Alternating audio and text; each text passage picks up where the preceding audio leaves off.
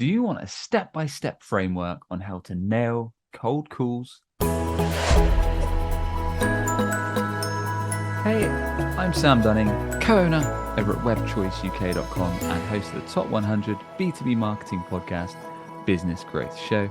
And if you haven't done so yet, check out my weekly email where I share actionable website and marketing tips, useful podcasts, free goodies, and more each and every Monday to kick off your week with a bang. Why not sign up today over at businessgrowth.email?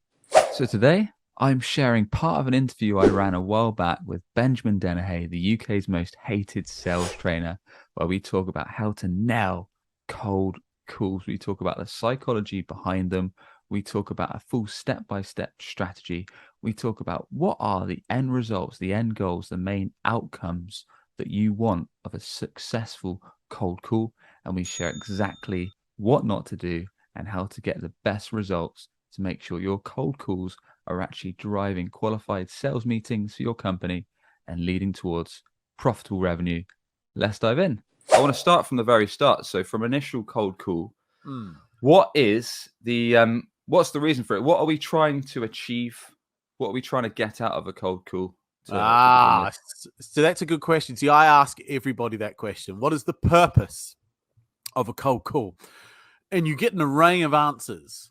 And you get things like, well, to get an appointment, to find pain, to understand need, to gather information. You get all these answers like this, and nobody ever gets the real answer. And I say, look, those are all good answers, but everything you've just given me is an outcome. Right. Gathering information is an outcome. Finding pain is an outcome. Getting an appointment is an outcome. Outcomes are different from purpose. If you were to ask a lawyer, what's the purpose of a trial? They wouldn't say, to get an acquittal, to get a conviction. No. Those are outcomes. What's the purpose of trial? And then they'd give you the fancy, well, they're all about the administration of justice and the impartial hearing. That's the purpose. But it's got multiple outcomes. So what is the purpose of prospecting? The purpose of prospecting is to get a human being emotional about whatever it is that you fix. Okay. So I'm phoning up a stranger. He's sitting at his desk, happy as Larry, eating a sandwich, egg and cress. Not a care in the world at this moment in time. And then I phone up and I just talk about the three biggest things that I typically help my clients fix. And he either says, nah, I don't recognize any of those. Or he says, no, I can relate to some of those. And then in the space of about 6 to 7 questions, I move him from intellectually acknowledging it to feeling it slightly. I'm not talking blood and guts on the table or the man breaking down an emotional cripple, right? I'm talking where he gets to the point where he says, you know what? It does kind of piss me off, or it does frustrate me, or it does annoy me. And then he says, all right, maybe we should continue the conversation. That is it. A good prospecting call lasts anywhere from 6 to 8 minutes. Anything longer than that, and you've moved into the realm of trying to sell them, or you're waffling. And the problem with most salespeople on a prospecting call is they do the crab walk. They tend to go sideways. They're not pushing a person from intellect to emotion. And you can have great sideways conversation. You can talk to somebody for 20 minutes intellectually and get to the end of it and they say, well, look, I've enjoyed the chat, but I don't feel there's anything here. It's because they've done nothing to move the person from intellect to emotion. So the purpose of a prospecting call is to get someone emotional about whatever it is that you fix. And you can't get everyone emotional because some people won't have them. They won't recognize them. They won't relate to them. They don't care about them. So it's not, and that's the other thing. Prospecting calls aren't about getting everybody to say yes. They're about finding the right people to say yes, because I don't want to be kissing frogs. I want to be kissing princesses. So I've got to find the princesses amongst the frogs. They're there, but there's only a few of them. Yeah. Well, that's the purpose. That's what we're trying to do on a prospecting call. Nicely done. So in terms of moving people from intellect to emotion, why is it so important, Ben, to get people emotional? Because we buy emotionally and we justify intellectually. So it doesn't matter how intellectually brilliant my solution is. If I don't feel, if the prospect doesn't feel they need it, then why would they do it? So for instance, I've got, like everyone, I have a mobile phone or a cell phone if you're watching in America or the colonies. Yeah. So you've got a cell phone or you've got a mobile phone. And right now, there's no issues with it. pretty much seems to get signal wherever I go. Phone calls work. I'm paying a rate per month, which I'm quite happy with. I'm not that bothered by it. It's a business expense. So if somebody phoned me up and tried to convince me intellectually, I tell you what, though, we can double your data. We can give you extra roaming. We can cut your bill by 15 quid a month. I'd say it's all well and good, but I can't be asked go through the hassle of doing all of that because, like I say, my phone works out. But we could save you money. Yeah, but it's not the money, mate. I don't want to go through the whole fucking hassle of changing this and the new SIM. It's fine. So you're never going to get me. But you will get me, and this truly did happen to me. One day I was prospecting, and my phone cut out twice on prospecting calls. Now, you never get back to somebody when you get cut off. Yeah? I was pissed off. That afternoon, some chancer phoned up selling telecom services, right? And because I was pissed off about what had happened in the morning, and he said to me, and he started doing his thing, and I said, all right, I hear you out. Keep going. And he said, we'll give you this, we'll give you that, da-da-da. And I just said, all right, but I'll tell you what. I said, I'm in. Let's do it. And you could hear the excitement in his voice. He couldn't believe what he was hearing. It's Couldn't probably believe it, right? He was thrilled. I can't believe it. This guy's going to buy. And I said, hey, look, before we go forward, though, can I ask you a question? He goes, yeah. I said, why am I buying from you? Why have I agreed to do this, do you know? And he goes, well, because, we're going to double your data.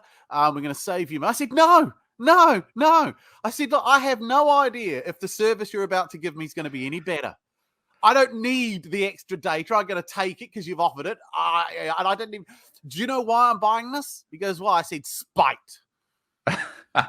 I said, because as of today, Anger. whoever it was that was getting my monthly fee, they ain't getting my money. You could be equally as crap. Right now, I don't care. I just don't want to give these pricks my money anymore because this morning, I think they cost me money. So any other time, they would have been given short, sharp shrift. Mm-hmm. But he got me when I've been let down by whatever it was that he sold. And I was emotional, pissed off, annoyed. Yeah. So that's why when you're prospecting, you're going to find that they're sitting there eating a sandwich. You've got to talk about what you fix. And then they suddenly say, yeah, I do recognize it. Or, we have that as an issue. Or we've tried to fix that. Then we can get them into a proper conversation. That's why it's important because the journey has to start emotionally. If they just invite you in out of intellectual curiosity, you're kissing a frog. Yeah, no one wants to do that. So you mentioned something interesting earlier, something I often talk about when we're talking about websites and SEOs to prospects, that you don't want to drive a ton of prospects through the pipeline that aren't actually a fit to do business with you. So like you said, the purpose of cold calling isn't to get everyone to say yes and agree to a meeting, because that would waste your time and theirs. You're just going to go through a qualification initial meeting discovery and realize that you're not a good fit for everyone. Just like with your website, you don't want to drive as many leads as possible because not everyone might be able to do business with you, afford your solution, be a good fit, whatever. So with that said, what are some quick best practices, let's say, for the opener of your cold call? How do you recommend it? I think everybody knows the one that I'm most. I just want to hear it because I know a lot of people disagree with it, and I've seen a lot on LinkedIn. I know a lot of people disagree. Yeah, of course they do, because they disagree with it because their mum won't let them do it. That's the real reason. It's not because it doesn't work. It's their mum says you can't say that. Yeah, and this is the thing. I stopped listening to my mum a long time ago. I love my mum. I love my dad. They gave me great advice. But when I realized that they were costing me a fortune because I was listening to all the rules they gave me as a kid that don't apply as a grown-up, I realized how free I was. So the people that say they don't like it, it's because they don't know how to do it, or they've done it really badly and it's bombed. And it's like anything. Salesmen are actors. Sun's coming right and bright. Sorry, folks. It's just coming right. It's not I'm being ennobled or sainted or anything. It's just the sun. I can just see it. But what was I saying? Yeah, it's. So the opening line I use, I've got several that I like to use. So I interchange them, and it all depends on, what I'm calling on.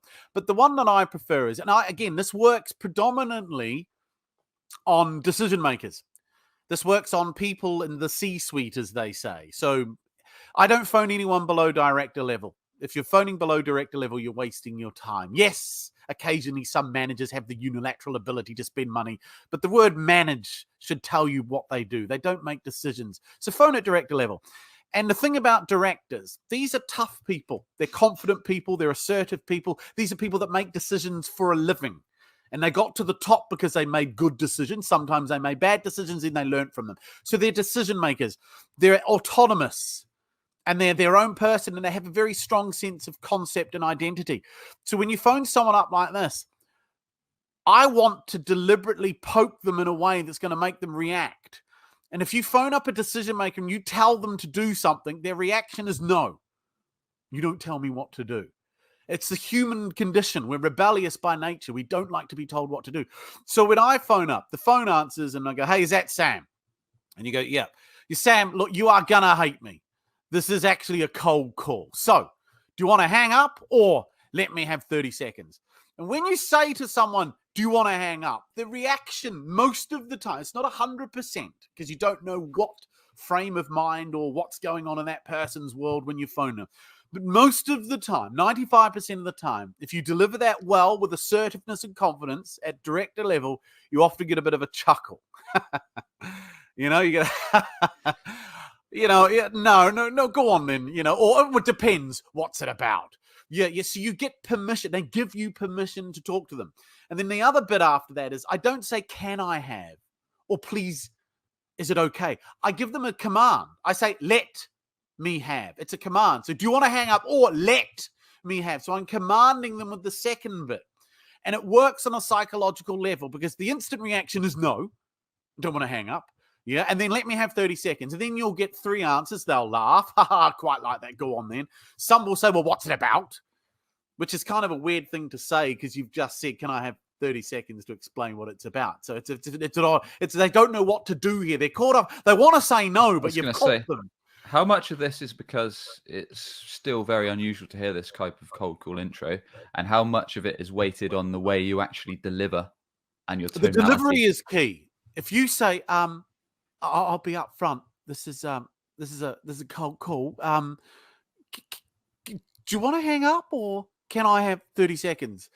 They're going to think loser, wimp. Remember, if you're talking at decision maker level, you've got to be like your prospect. You've got to mirror them and you have to sound like them. And that's very hard for most people in sales because most people in sales are young men and women in their 20s, maybe early 30s. They don't own 2 homes and a boat. They aren't technically successful by the wider world standards. And now you're phoning someone who probably is successful. So you don't act or sound like them. You have to learn to create that character. I had to learn it because I wasn't like that. So it's tiring to be a good actor because every time you pick up that phone, you've got to become that same character just for a few seconds and then you can go into a different role. So yeah, it's very important that you deliver it well. Yeah, and that makes sense. And because we've got a few other topics we've got to move through. Any other quick pointers on the cold call in terms of, you mentioned earlier, you typically involve 3 common pain points or problems that your customers will typically have. So is that the next step, or if we could just... Well, the hardest thing for a salesman to do is put himself into his prospect's shoes and see the world through their eyes. So most salespeople always talk in marketing speak or solution speak.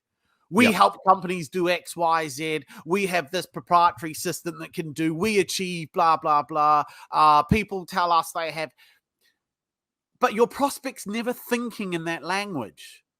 So I can't phone up and say, hi, I'm a sales trainer and I give people a systematic psychological based approach that will enable your salespeople to get it. And he goes, oh, well, it's funny you should say that because I was just thinking about that this morning. No. What is a guy that could use me probably bitching or moaning about that I could fix?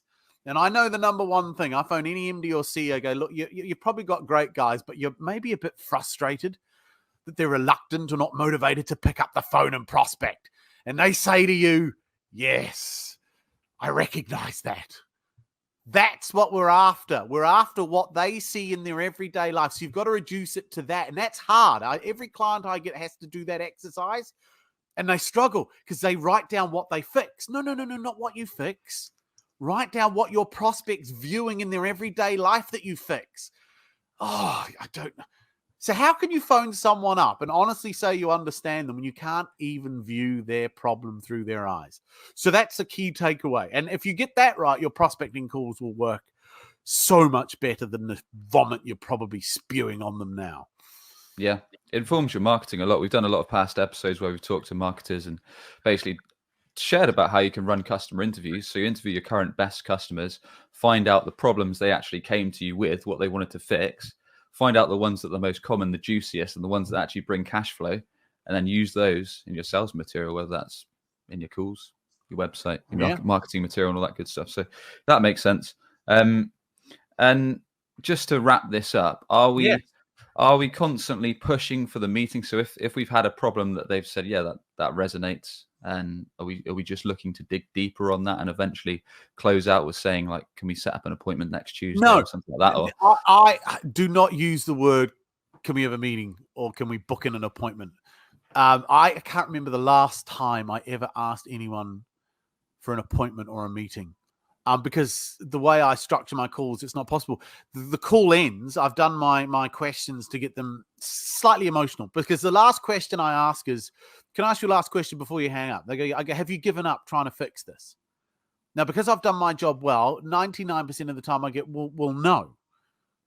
And as soon as I get that, that's it. That's the end of the prospecting call. I then go into with a very simple line. I go, well, look, I'll be honest, I don't know if I can fix this for you. But I've worked with a lot of companies with these problems, and we've managed to eliminate it for a lot of them. Not all of them, but most of them. Now, let's pretend, and like I say, I'm not saying I can, but let's pretend we could fix this for you. And when you saw our solution, you genuinely believed it would work. Is there any reason you wouldn't invite me in to explore that further? See, I asked to be invited in. yep. I never asked for a meeting or an appointment. No, because that's imposing myself on it. So is there any reason you wouldn't invite me in to explore that further? And they all say, no, not really. Because it's hard to say no. It's really hard to say no to the way that's phrased. I don't know if I can fix it for you, but let's pretend you did believe we could fix it. Is there any reason you wouldn't explore that further? No, I can't see why not. It's almost impossible to say, yeah, I would actually. So they say no. And as soon as they say that, I go straight in with another question. Have you got your diary there? And they go, yeah. I go, what date are you looking at? Now I give these mini commands. What date you're looking at? So never ask for a meeting, never ask for an appointment. It's almost the equivalent of saying to somebody, here, pass me your wallet. What happens to you the moment it says, here, pass me your wallet? There's that flinch. What? And all of a sudden the barrier goes up. That's what happens when you say, well, look, can we schedule an appointment? All of a sudden the prospect goes, and then they half-heartedly commit to it because they kind of feel they have to for social niceties point. And then the moment they hang up, they think, bollocks to that. A lot of this is in the small things, it sounds like, from the tone of your voice and using commanding words and phrasing things in a certain way can make quite a big difference. Selling is the art of communication. That is all this is. This is two human beings talking. And my job is to make someone comfortable. If they're not comfortable, they won't move forwards with me. Salespeople don't realize how uncomfortable they make people. And there you have it. I hope this step-by-step guide on how to nail cold calls has been of use. As always, if you enjoyed today's episode, a quick subscribe on YouTube is much appreciated, or a rating on your podcast channel goes a long way. And with that, I should catch you on the next episode. Cheers.